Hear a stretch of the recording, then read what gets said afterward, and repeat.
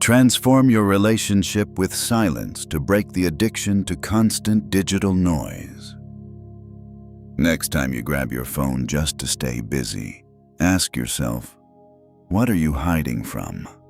We've become addicted to noise because we're scared of our own thoughts.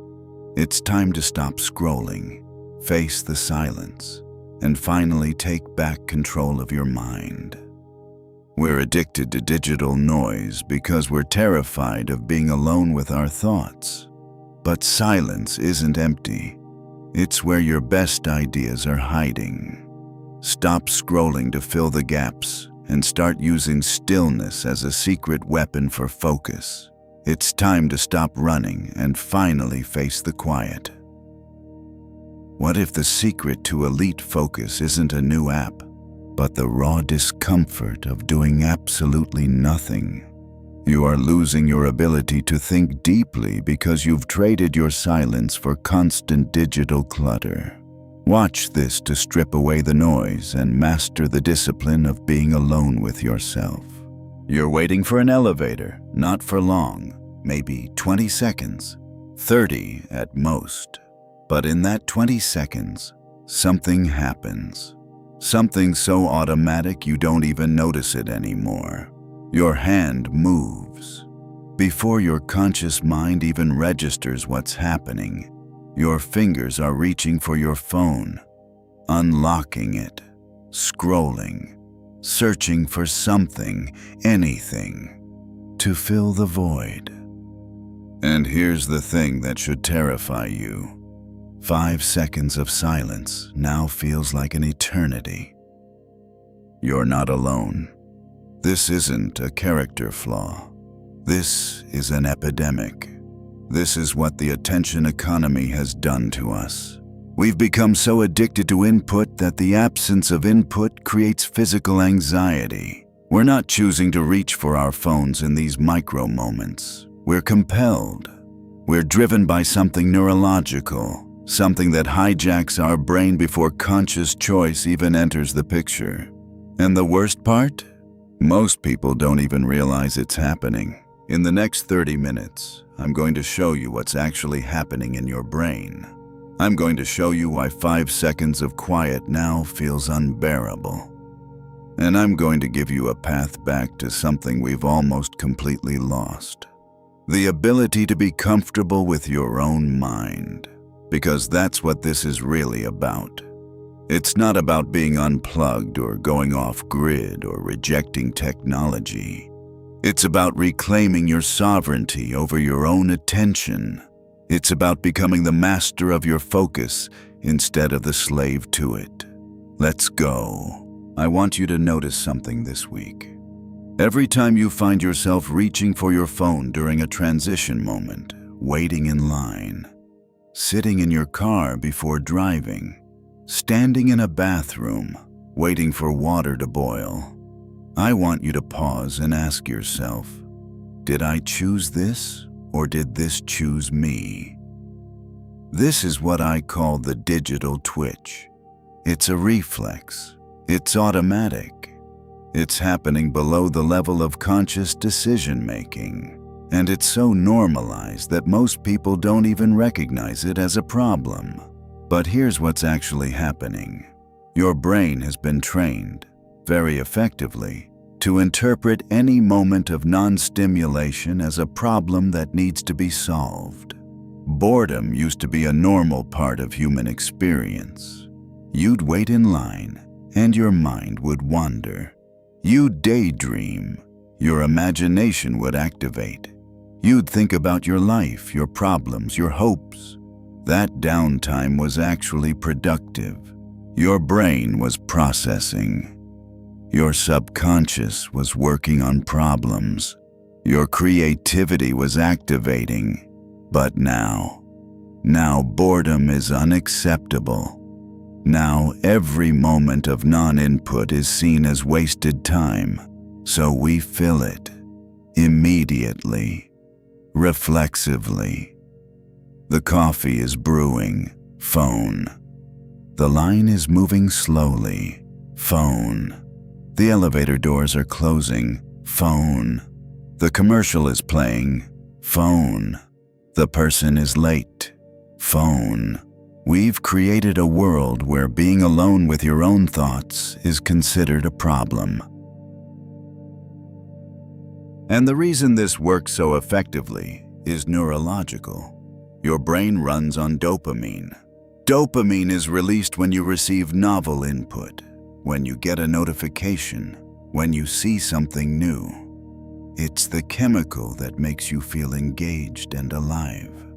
The apps and platforms you use, they're specifically designed to trigger dopamine releases. Every notification is a dopamine hit. Every like is a dopamine hit. Every new piece of content is a dopamine hit. So your brain has learned, check the phone, get dopamine.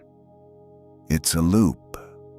And like any loop, the more you repeat it, the more dependent your brain becomes on it. Which is why 5 seconds of silence now feels like an eternity. Your brain is literally experiencing withdrawal. Your dopamine receptors are downregulated. They've become less sensitive because they're constantly being stimulated. So, normal stimulation, or lack thereof, feels unbearable. This isn't weakness. This isn't lack of discipline. This is neurochemistry. This is what happens when a system designed to addict you successfully addicts you. But here's what's important. Understanding this is the first step to changing it. Because once you recognize that the digital twitch is a reflex, not a choice, you can start to reclaim choice. I want to talk about something most people don't want to acknowledge. You've lost something, not all at once, gradually, over years, in small increments that felt insignificant at the time.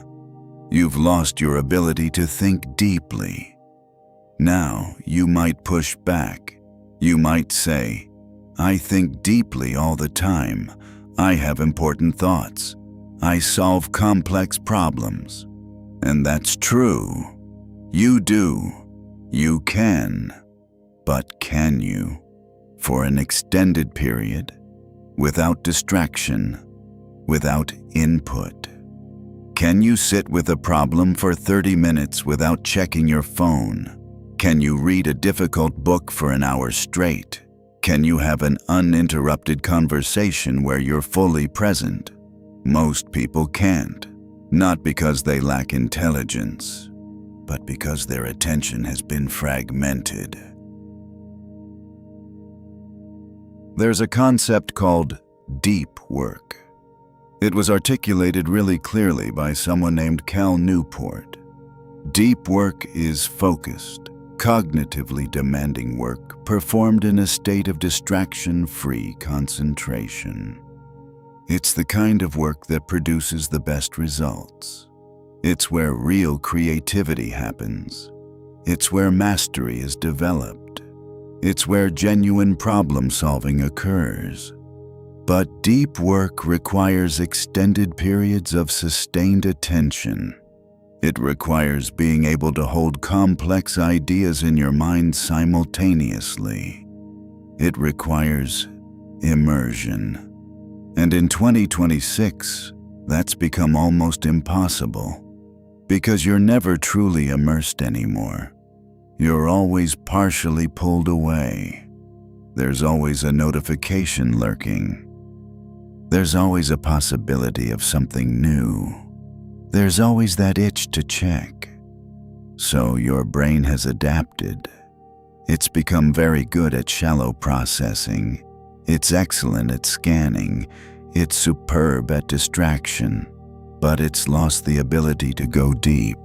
And that has massive consequences for your career, for your creativity, for your ability to produce meaningful work. But even more than that, for your ability to think your own thoughts. Here's something that's happening right now that most people aren't conscious of. You're not thinking your own thoughts anymore. I know that sounds extreme, but stay with me. Throughout the day, you're exposed to hundreds, thousands of other people's opinions, perspectives, ideas, and narratives.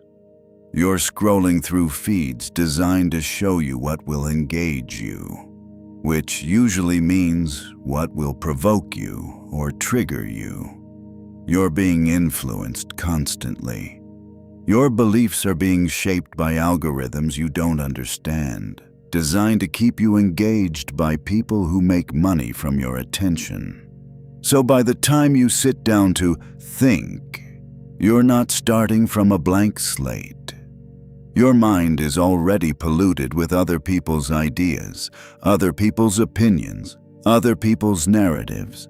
And when you do try to think original thoughts, they're competing with this constant background noise of external input.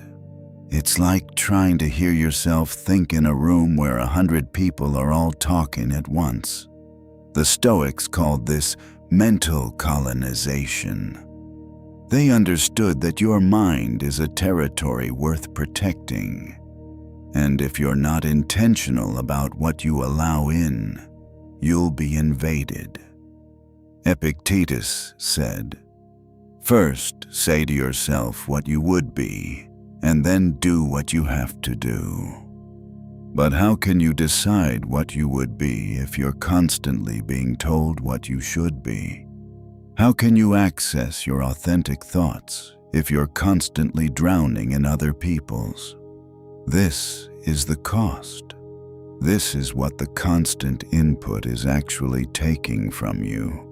Your sovereignty, your originality, your ability to think your own thoughts. I want to tell you what happens when you actually try to stop. It's not what you think it's going to be. You might imagine, I'll just put my phone away for a while. I'll sit quietly. It'll be peaceful. But that's not what happens for most people. What happens is discomfort, real physical discomfort. I'm talking about anxiety, restlessness, a compulsive urge to find stimulation, an almost painful feeling of emptiness. Some people describe it as dread. Some describe it as boredom so intense it's almost painful. Some describe it as a crawling sensation under their skin. And most people at that point give up. They reach for their phone or turn on music or a podcast or a video. They re-engage the input stream, and the discomfort goes away immediately. So they conclude, "See, I need that input. The silence makes me anxious. I must be doing something wrong." But they're wrong. What they're experiencing isn't a sign that they need the input. It's a sign that they need the input more than they realize. They're experiencing withdrawal. Here's what's actually happening physiologically. When you suddenly remove the dopamine-triggering input, your brain's dopamine system is thrown out of balance. You're used to constant micro hits of dopamine. When you remove that, there's a vacuum, and your brain perceives that vacuum as a threat. So it creates anxiety to push you back toward the behavior that would restore the dopamine. It's the same mechanism that smokers experience when they quit. The same thing addicts experience when they detox. The same thing happens with any behavioral addiction. The discomfort isn't a sign you're doing something wrong. It's a sign you're doing something right. It's a sign that your brain is recalibrating. It's a sign that your dopamine receptors are beginning to resensitize.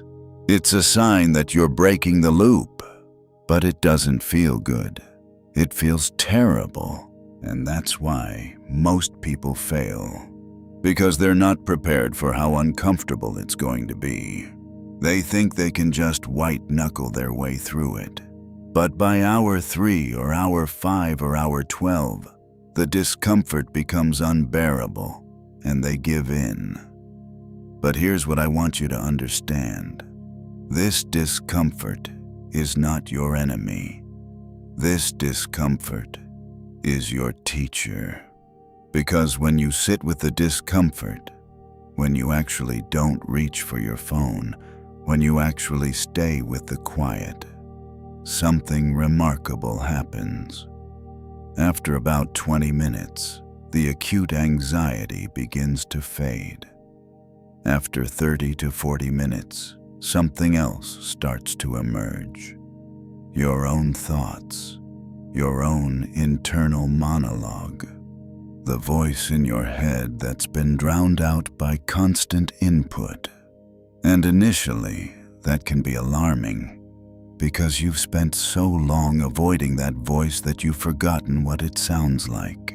You might notice thoughts that are uncomfortable, regrets, worries, self-doubts, things you've been suppressing by constantly staying engaged with external input. The silence isn't empty. The silence is a mirror, and it's reflecting all the things you've been running from. The Stoics understood this. They understood that the void, the silence, is actually the place where real work happens. Because in the silence, you have to face yourself. And most people will do almost anything to avoid that. But once you sit with it, once you actually face the internal monologue instead of running from it, something shifts. You realize it's not as terrifying as you thought. You realize most of those thoughts you were avoiding aren't actually that threatening. And more importantly, you realize that beneath all those thoughts, there's peace. There's a stillness, a clarity, a sense of being home in your own mind. That's what the silence actually contains. And that's why it's so valuable. Here's what the most powerful people understand that the rest of us are still learning. Silence isn't a luxury. It's a competitive advantage. In a world where everyone is constantly reacting, constantly input-driven, constantly responding to the latest stimulus, the person who can remain still has power. The person who can pause before responding has power. The person who can resist the reflex to check their phone has power. Because in that moment of stillness, in that pause, clarity emerges. And clarity is what leads to better decisions, better work, better relationships, better life. The Stoics talked about something called prosoche. It's a Greek word that means mindful attention, but it means more than that. It means the deliberate protection of your own mental space. Marcus Aurelius, the most powerful man in Rome, spent enormous amounts of time in silence, journaling, meditating, just thinking. Not because he had nothing to do, but because he understood that the quality of his decisions depended on the clarity of his mind. And clarity doesn't come from constant input. It comes from the careful curation of what you allow into your consciousness. Epictetus taught that the first step to freedom is to understand what's in your control and what isn't. What's not in your control.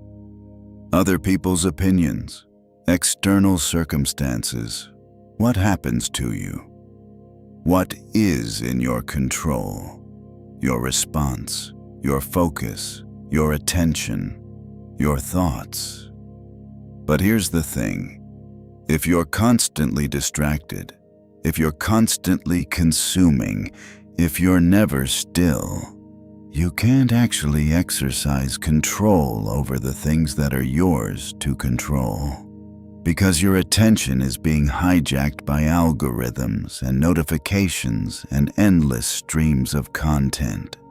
So reclaiming stillness is actually reclaiming control. Think about high-stakes environments where the ability to remain calm and clear-headed is literally the difference between success and failure. Military operators in intense situations, surgeons during complex procedures, athletes in championship moments, CEOs making billion-dollar decisions. What do all of these people have in common? The ability to pause, the ability to remain still, the ability to access clarity even under pressure. And that ability doesn't come from constant stimulation. It comes from practice with stillness. It comes from the discipline of silence. Here's something most people don't realize. The noise isn't external. Not really. Sure, there's external noise. Notifications and feeds and endless content. But the real noise is internal. It's the constant chatter in your own mind. It's the anxiety, the second-guessing, the self-doubt, the internal critic. Most people are drowning in external input specifically to avoid dealing with the internal noise. But the external input is actually making the internal noise worse, because you never actually process anything. You never actually integrate anything. You're just constantly scanning the next thing, so the chatter just accumulates.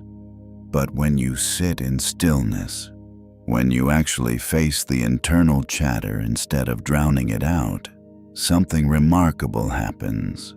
The chatter begins to quiet. You begin to process.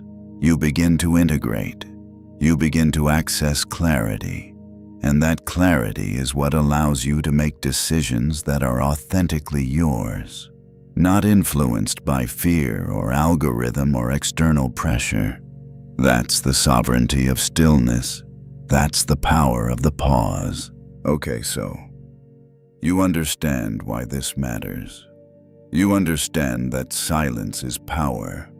You understand that reclaiming your attention is worth the discomfort. So here's how you actually do it. I'm going to give you a 48-hour challenge. Not forever. Not a lifestyle change that requires willpower you don't have yet. Just 48 hours. The challenge. The silent 48. For 48 hours, you're going to eliminate all non-essential audio and visual input during transition moments. What does that mean? It means no phone while waiting, in line, in traffic, waiting for appointments. No earbuds while commuting. No podcasts, music, audiobooks. No background TV or streams. No constant background noise. No mindless scrolling. No social media, news, content consumption. But it does mean work normally, have conversations, engage with necessary tasks. Do things that require focus. The idea is to preserve transition moments, the micro moments that you normally fill with input, and instead let them be quiet. What will happen? Hours 1 to 3. You'll feel fine, maybe even excited about the challenge. Hours 4 to 12. You'll start to feel uncomfortable. The itch will be real. You'll reach for your phone instinctively and have to stop yourself. This is normal. Hours 12 to 24. The discomfort might actually intensify for a bit. Your brain is really pushing back now. You might experience real anxiety or restlessness. This is the peak of the withdrawal. Don't give in. Sit with it. Know that this passes. Hours 24 to 48. Something shifts. The acute discomfort begins to fade. You start noticing your thoughts more clearly. Boredom transforms into something else. Contemplation, creativity, clarity. You might feel more present, more at peace, more yourself. At the end of the 48 hours, you'll have real data.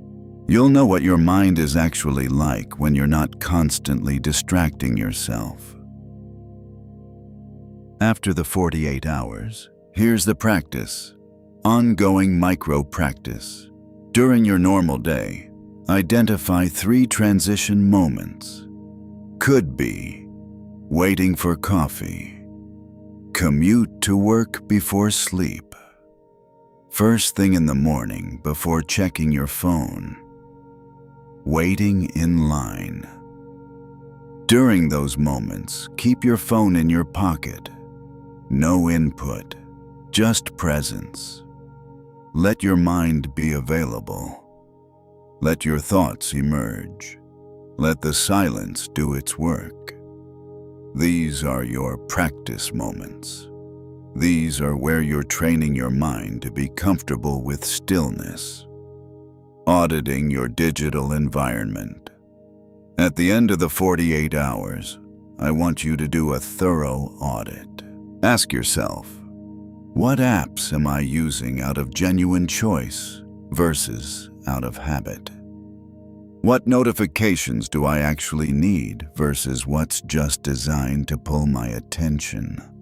What podcasts or music am I using to avoid silence versus what actually adds value? What would my life be like if I deleted 3 apps I use most frequently? The goal isn't to eliminate all technology. It's to ensure that your technology serves you, not that you serve it. Turn off notifications except for things that are actually urgent. Use grayscale mode on your phone. It dramatically reduces the dopamine hit. Delete apps that primarily exist to consume your time. Make intentional choices rather than default ones. Here's what I want you to understand as we close. This isn't about being anti-technology. This isn't about rejecting the modern world. This isn't about going off-grid or becoming a monk. This is about reclaiming agency.